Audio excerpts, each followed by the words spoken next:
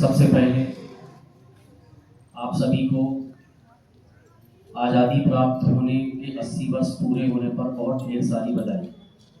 बहुत आसानी से अभी हम लोगों ने यहाँ पर झंडा फहराया, झंडा लहरा रहा है, उसको देख के हम सबको बड़ी खुशी भी महसूस हो रही है।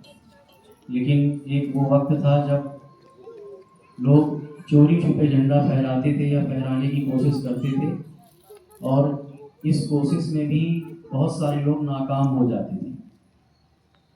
अंग्रेज़ों की पुलिस, उनकी फौज, उनका पहरा, तो वो ये काम नहीं करने देते थे। और जो हमारे वीर क्रांतिकारी थे इस तिरंगे को फहराने के लिए, उनसे लड़ते हुए, उनके जुल्म और अत्याचार को सहते हुए वो कहीं न कहीं झंडा फहराते थे। आज हमारे लिए आसानी इसलिए है क्योंकि उन्होंने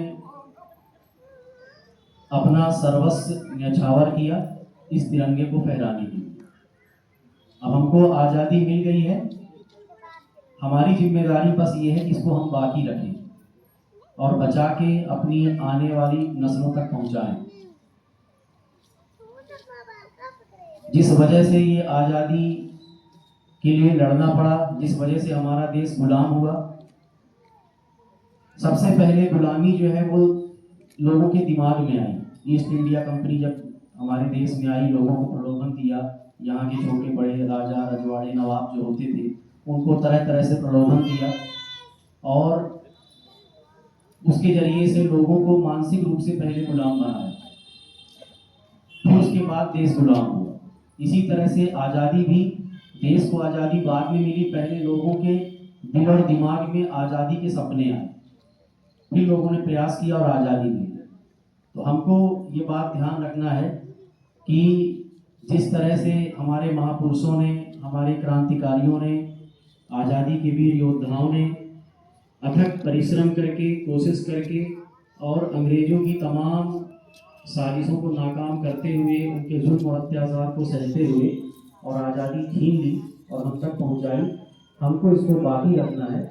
उसके लिए हमको अब ज़रूरत नहीं है कि हमको खून बहाना पड़े, उसके लिए सीमा पर हमारे बहादुर जवान तैनात हैं। हमको बस इतना है कि जो जिम्मेदारी हमको नागरिक होने के नाते यहाँ मिली हुई है, उस जिम्मेदारी को हम भली भांति पूरा करते रहें। मैं कितना भी अच्छा भाषण दूँ, कितनी भी अच्छी बात करूँ, लेकिन जब मेरे स्टूडेंट क्लास में मेरा इंतज़ार कर रहे हों क्लास के लिए और मैं क्लास न लूँ तो मैं देशभक्त नहीं हूँ।